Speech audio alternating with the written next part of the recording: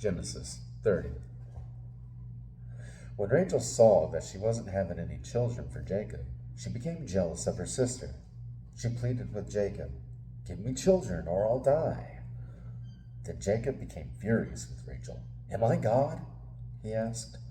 "He's the one who has kept you from having children." Then Rachel told him, "Take my maid, Bilhah, and sleep with her. She will bear children for me, and through her I can have a family too." So Rachel gave her servant Bilhah to Jacob as a wife, and he slept with her. Bilhah became pregnant and presented him with a son. Rachel named him Dan, for she said, "God has vindicated me. He has heard my request and given me a son." Then Bilhah became pregnant again and gave Jacob a second son. Rachel named him Naphtali, for she said, "I have struggled hard with my sister, and I am winning." Meanwhile, Leah realized that she wasn't getting pregnant anymore, so she took her servant Zilpah and gave her to Jacob as a wife. Soon Zilpah presented him with a son. Leah named him Gad, for she said, "How fortunate I am." Then Zilpah gave Jacob a second son, and Leah named him Asher, for she said, "What joy is mine! Now the other women will celebrate with me." One day, during the wheat harvest, Reuben found some mandrakes growing in a field and brought them to his mother, Leah. Rachel begged Leah, "Please give me some of your son's mandrakes." But Leah angrily replied, "Wasn't it enough that you stole my husband? Now will you steal my son's mandrakes too?" Rachel answered, "I will let Jacob sleep with you tonight if you give me some of the mandrakes." So that evening, as Jacob was coming home from the fields, Leah went out to meet him.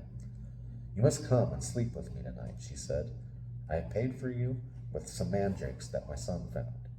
So that night he slept with Leah, and God answered Leah's prayers. She became pregnant again and gave birth to a fifth son for Jacob. She named him Issachar, for she said, "God has rewarded me for giving my servant to my husband as a wife."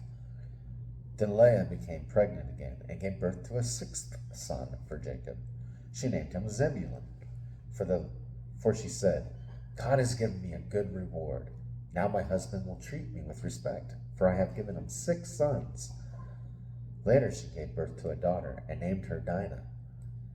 Then God remembered Rachel's plight and answered her prayers by enabling her to have children. She became pregnant and gave birth to a son.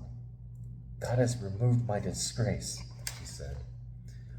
And she named him Joseph, for she said, "May the Lord add yet another son to my family." Jacob's wealth increases.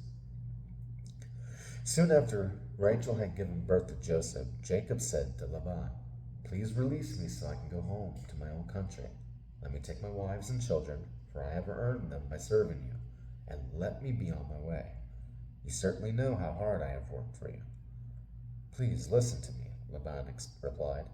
"I have become wealthy, for the Lord has blessed me because of you. Tell me how much I owe you. Whatever it is, I'll pay it." Jacob replied, "You know how hard I've worked for you, and how your flocks and herds have grown under my care. You had little indeed before I came, but your wealth has increased enormously.